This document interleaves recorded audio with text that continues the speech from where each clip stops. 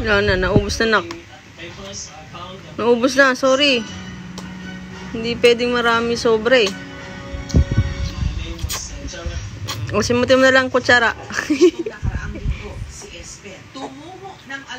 Naubos niya isang ano.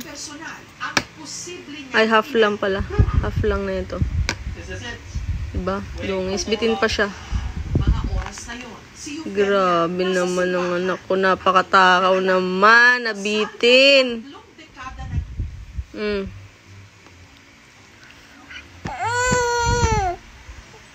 No more na eh.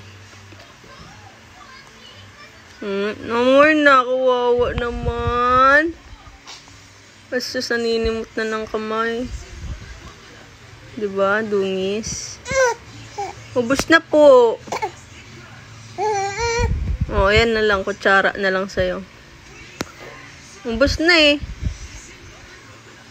Nabitin sa avocado. Favorite na talaga avocado ah.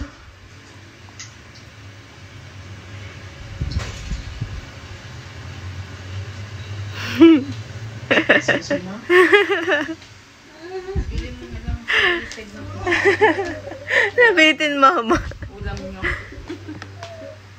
Ang dungis.